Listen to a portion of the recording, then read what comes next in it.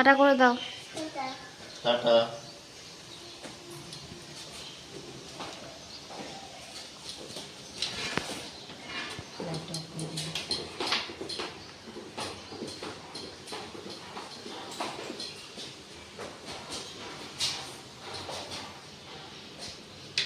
Tata.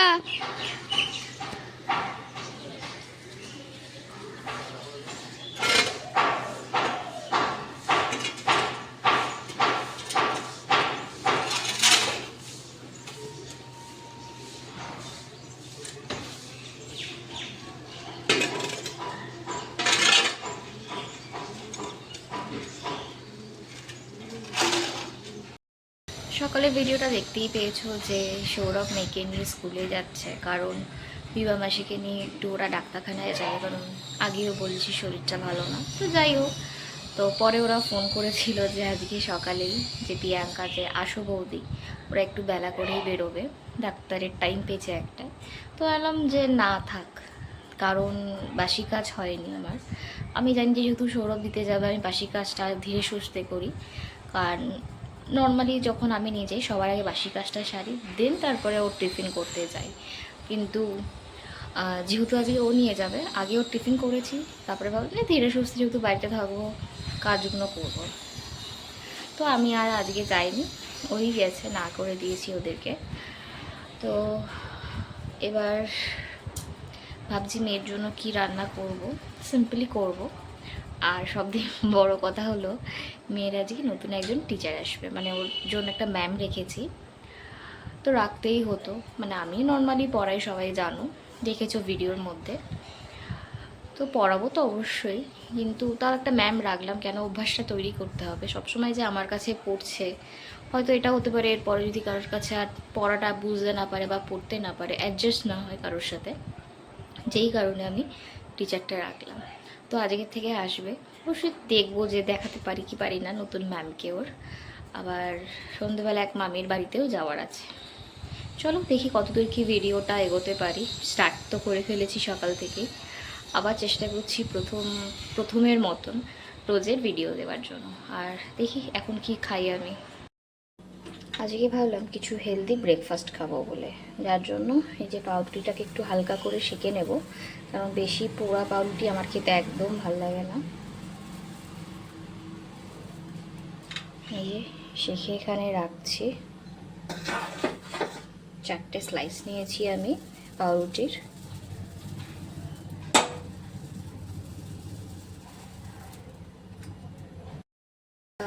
মায়ের জন্য সেঁকছি, কারণ উনি একটু পোড়াটা বেশি পছন্দ করে।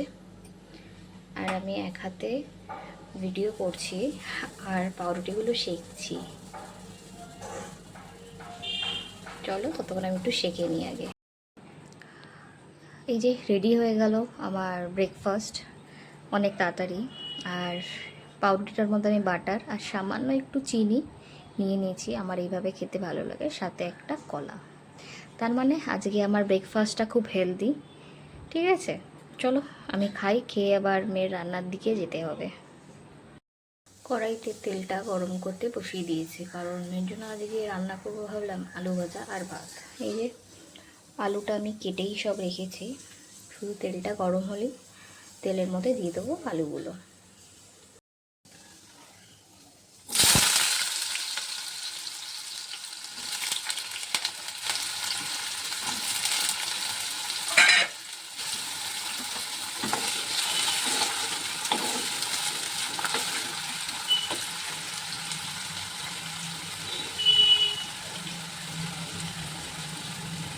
এবার দিয়ে দেবো নুন আর সামান্য পরিমাণে একটু হলুদ।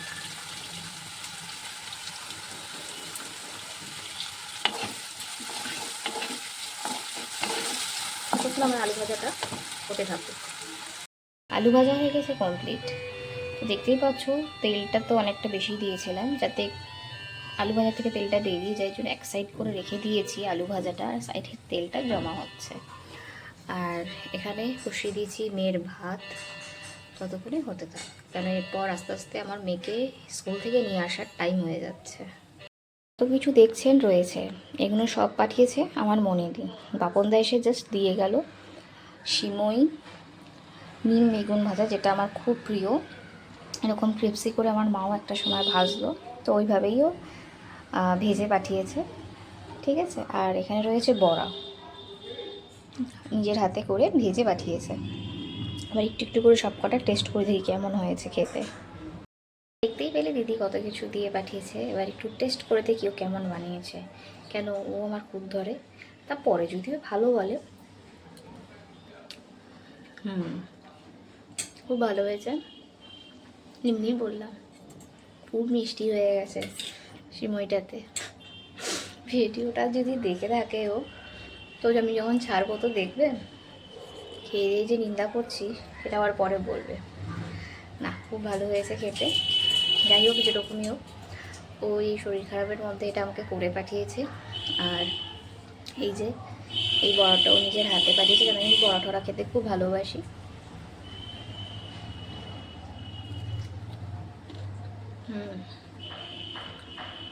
এটা সব দিয়ে ভালো হয়েছে, আর বিশেষ করে নিম বেগুন। মানে আজকে নিম বেগুন পেয়ে আমি খুব খুশি। এইভাবে খাবো, মানে ওই খুব ক্রিস্পিভাবে নিম বেগুনটা ভাজা হয়, যাতে বেশি তিতো লাগে না। অনেকে নিম বেগুনের নাম শুনলেই মানে ভয় পায়, নিম পাতার খেতে চায় না, তো আমার খুব ভালো লাগে। চলো বেগুন আমি আগে খেয়ে নিই, তারপর দেখা হচ্ছে পরে। টাটা। রেডি হয়ে গেছি, বাড়ি থেকে বেরিয়ে যাচ্ছি মেয়েকে আনতে। একটু লেট হয়ে গেছে, কারণ বিবাবাসীদের একটা গাড়ি বুকিং করছিলাম, বাট তো এখন ক্যাবগুলো প্রবলেম করে, ড্রাইভাররা বারবার ক্যান্সেল করছে। শেষে ওরা ট্যাক্সি করেই গেল, তো আমার একটু দেরি হয়ে গেছে। আমিও অটো করে তাড়াতাড়ি করে বেরিয়ে যাই। টাটা।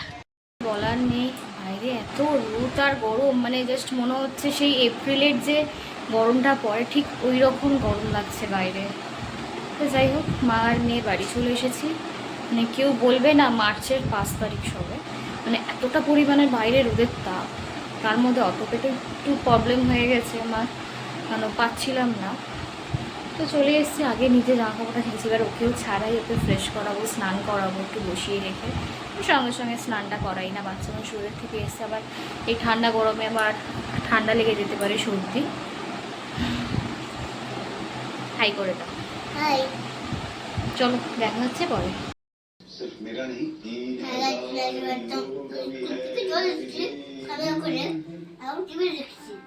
তুমি কি খাচ্ছ? ও গ্রেপস খাচ্ছ? তুমি আজকে তাড়াতাড়ি খেয়ে নিচ্ছ, বলো ভাতটা। আজকে ভাতে কি কি ছিল?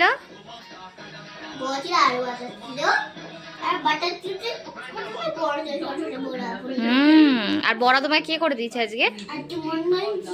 তো মনকে থ্যাংক ইউ বলে দাও।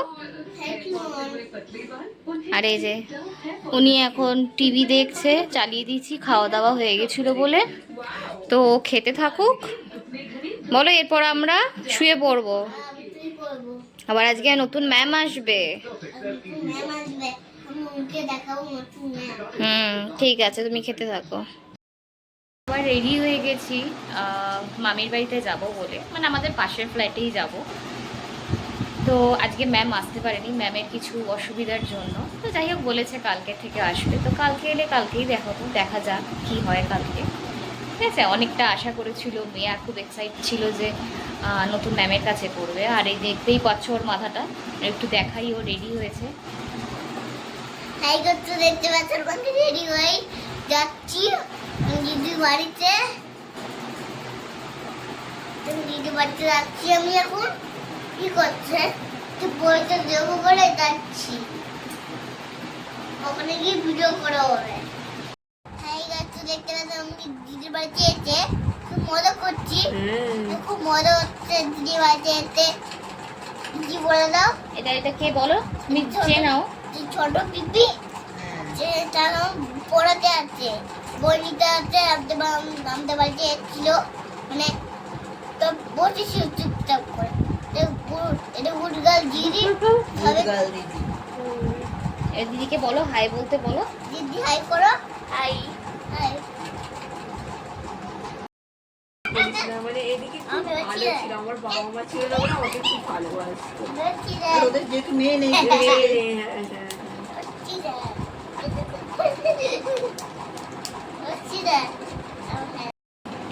এই যে ইনি হলো মামি, এনার বাড়িতেই আমরা এসেছি। উনি খুবই ভালো মানুষ। আর এই যে আমরা সবাই এসেছি, সবাই বলতে মা, আমি আর মেয়ে। মেয়ে তোর পিপির সাথে খেলতে খুবই ব্যস্ত। অনেকক্ষণই এসেছি, অনেক গল্প করলাম বসে, তো ভাবলাম একটু ভিডিওটা করে দেখাই। আর মামা ওদিকে ওই ঘরে মনে হয় যতদূর সম্ভব টিভি দেখছে অফিস থেকে ফিরে। তো মামি একটু হাই করে দাও সবাইকে। আর কিছু বলতে চাইলে একটু বল। ওরা এসছে, আমার খুব ভালো লাগলো। আমি তো একা থাকি, আমার মানে ওরা এসছে, তিনজন এসছে, আমার খুব ভালো লাগছে।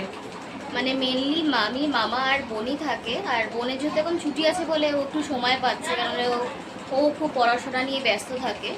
তো যাই হোক, মামিরও ভালো লাগছে, আমাদেরও ভালো লাগছে এসে, কারণ আমরাও সেভাবে কোথাও যাই না। আমিও এসে এখানে আমার খুব ভালো লাগছে। মামি এখন চলে এসছে রান্নাঘরে একেবারে প্রস্তুতি নিয়ে। এই যে ময়দাটাকে একটু মেখে লিচি করবে, আর অনেক কিছুই করে রেখেছে, সেইগুলো আস্তে আস্তে দেখাবো। আমি এসছি মামির সাথে একটু কথা বলতে হতে, মামিরও হয়ে যাবে আর আমিও বাসে একটু থাকি, ভালো লাগবে, কাজটাও তাড়াতাড়ি হয়ে যাবে।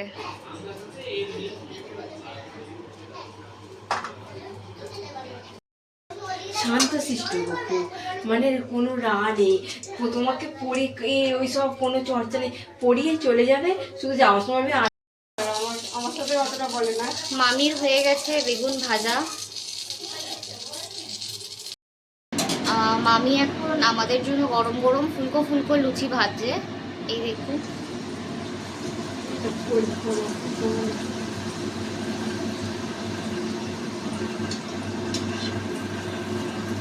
দেখুন কত সুন্দর লুচিটা ফুললো। মামি এখানে মেখে দিয়ে দিয়েছে চিলি পনির। আর এই যে শ্রিয়াংশী আমাদের খেতে শুরু করে দিয়েছে। কেমন হয়েছে মামা? ইয়ামি হয়েছে? দিদিকে তাহলে থ্যাংক ইউ বলে দাও। ভালো ভালো হয়েছে। মামি পুরো আমাদের খেতে দিয়ে দিয়েছে লুচি, বেগুন ভাজা, চিলি পনির, ডিম কষা, সাথে শনপাপড়ি। চলো এবার চটপট খেয়ে নিই, দেখা হচ্ছে পরে। এই জাস্ট বাড়ি ফিরলাম মামির বাড়ির থেকে এসে। তো রাতের দিনেরটা আমাদের ওখানেই হয়ে গেছে তিনজনের। তো দেখেইছো ডিনারে কী কী খেয়েছি, খুব ভালো হয়েছিল রান্নাগুলো। আবার দিয়েও দিয়েছে বাড়িতে, আমাকে বলো তুই খেয়ে নিস। তো যাই হোক, এই তুই বলাটা নিয়ে একটা কথা, যে মামি প্রথমে ভাবছিল আমাকে তুমি বলছিল, তো বললো তাই তোমাকে কি তুই বলতে পারি? এলাম হ্যাঁ অবশ্যই বলতে পারো, কারণ তোমার আমি ছোটো, ভালোবেসে যদি তুই বলতে পারো তো বলো, আমার কোনো অসুবিধা নেই। তো যাই হোক, খুব ভালো সময়টা কাটলো সন্ধ্যাটা। মেয়েকে পরিয়ে ঠরিয়ে দিয়ে নিয়ে গেছিলাম। আর ওখানে আমার মেয়েরও খুব ভালো লেগেছে, কারণ ওখানে একটা পুচকে ননদ আছে, ওর পিপির সাথে খেলে ওর খুব ভালো লেগেছে। তো আজকের ভিডিওটা এই পর্যন্তই, আবার দেখা হবে অন্য কোনো ভিডিওতে। তো অবশ্যই আমাদের ভিডিওটাকে লাইক কমেন্ট শেয়ার করতে ভুলবেন না, আর চ্যানেলটাকে সাবস্ক্রাইব। গুড নাইট, সবাই ভালো থাকবেন, সুস্থ থাকবেন।